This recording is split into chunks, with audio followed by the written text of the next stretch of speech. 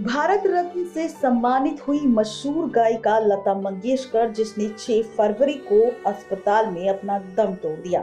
Lata Mangeshkar corona positive पाई गई थी और उन्हें बीमारी के लक्षण थे। लता मंगेशकर ने अपने 70 साल की उम्र में अपने करियर में कई गीत गाए और ऐसे में अपनी सुरीली आवाज से सभी का दिल जीत लिया। आज लता मंगेशकर से जुड़े उन 10 पहलुओं पर, किस्सों पर आपसे बात करेंगे जो लता मंगेशकर की जिंदगी में जुड़े हैं। तो सबसे पहला था लता मंगेशकर का जन्म आखिर किस परिवार में हुआ था। लता मंगेशकर का रिश्ता और ताल्लुक उनके काफी गायन के परिवार से हुआ था। बता दें कि लता मंगेशकर के पिता एक थिएटर कंपनी चलाते थे। दोनों बहनें लता और आशा ने गाना शुरू कर दिया था और उनका मेन मकसद था अपने पिता की विरासत को आगे बढ़ाना। आपको बता दें कि इंटरव्यू में लता ने कहा था कि ऐसा हुआ है कि कई बार उनके पिता अपने शिष्य को कुछ काम खत्म करने के दौरान एक राग का अभ्यास करने के लिए कहा करते थे। मैं पास में खेल रही थी और अचानक उस राग के एक स्वर ने मुझे झकझोर कर रख दिया और अगले ही मिनट मैं उसे करेक्ट कर रही थी। जब मेरे पिता लौटे तो उन्होंने अपनी ही बेटी में एक शिष्य की खोज की।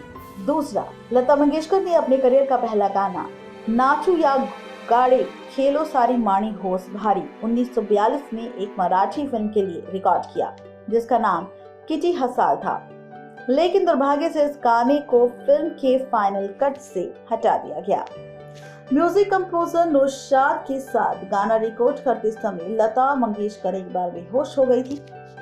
लता मंगेशकर फर्स्ट पोस्ट के साथ एक इंटरव्यू में इन्होंने खुलासा किया था कि दोपहर में गाना रिकॉर्ड हो रहा था।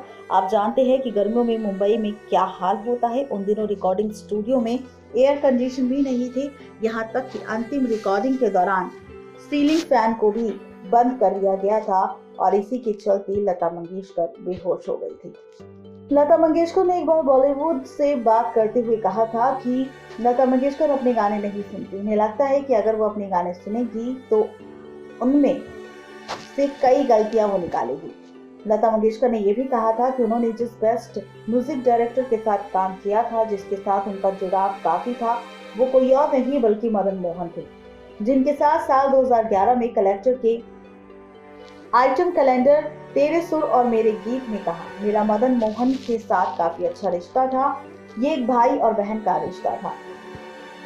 लता मंगेशकर साल 1999 से 2005 तक राज्यसभा में सांसद भी थी। उन्होंने साल 1999 में राज्यसभा उच्च सदन के लिए नामांकित किया गया था। वो अपने इस कार्यकाल से खुश नहीं थी और उन्होंने दावा किया था कि वो इसमें शामिल नहीं होना चाहती थी।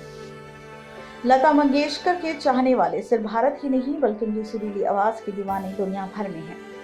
आपको बता दें कि रॉयल अल्बर्ट हॉल लंदन में परफॉर्म करने वाली पहले भारतीय होने का सम्मान लता मंगेशकर को मिला है। फ्रांस की सरकार ने उन्हें सर्वोच्च नागरिक पुरस्कार साल 2007 में लीजन ऑफ ऑनर की अधिकार से सम्मानित किया था। लता मंगेशकर का नाम साल 2011 में गिनीज बुक ऑफ रिकॉर्ड में भी दर्ज किया गया था। दरअसल मोहम्मद रफी ने इस दावे का विरोध भी किया था।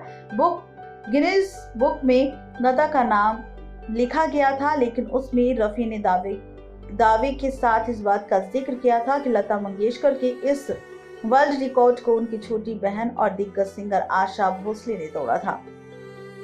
अपने लंबे करियर में लता मंगेशकर ने महानतम भारतीय संगीतकार और संगीत निर्देशकों के साथ काम किया और उन्होंने अपने नैयर के साथ कभी भी काम नहीं किया।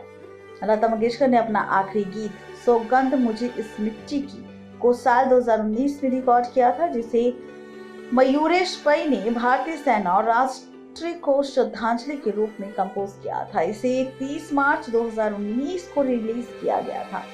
तो ये है लता मंगेशकर से जुड़े वो 10 पहलू, वो 10 किस्से, वो 10 राज जो लता मंगेशकर की जिंदगी को सबके सामने बयां करते हैं कि आखिर लता मंगेशकर ने अपनी जिंदगी में कितनी स्ट्रगल की थी।